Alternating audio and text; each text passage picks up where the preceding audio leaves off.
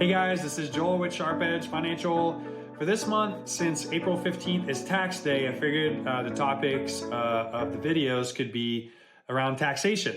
For today, though, I want to talk about the differences between how associate attorneys at law firms get taxed versus how partners get taxed. So let's talk about associates first.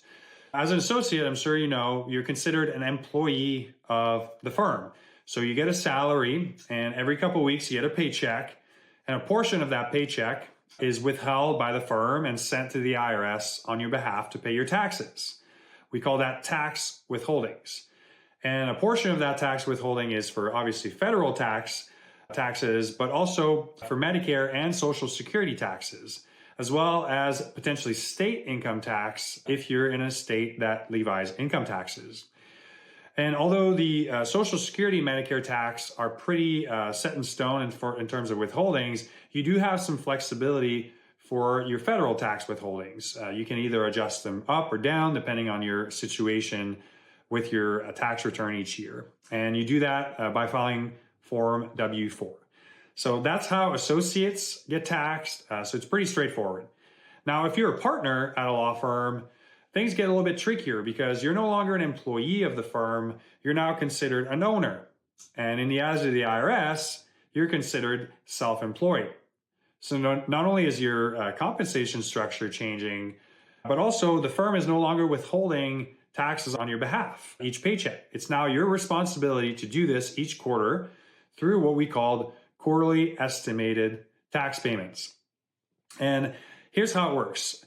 Each quarter, you have to remit your estimated tax liability by the due date that is shown on the screen. For January 1st to March 31st, you have to remit your payment by April 15th. From April 1st to May 31st, you have to remit your payment by June 15th. From July 1st to August 31st, you have to remit your payment by September 15th. And then lastly, from September 1st to the end of the year, you have to remit your payment by January 15th of the following year.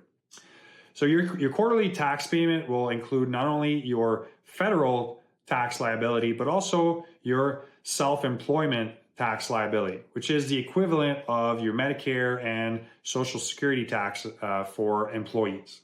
So my suggestion would be to get together with your accountant or your tax preparer to figure out what that ideal number should be for each quarter.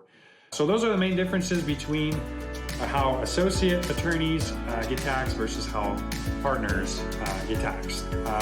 Next week, we'll talk about how you can better plan around these quarterly tax payments because they can put a burden on your budget if you're not prepared. So stay tuned on that. So that's all I got today for you guys. I hope you enjoyed. If you'd like more content like this, just connect with me on LinkedIn or subscribe to my newsletter. But thanks for watching.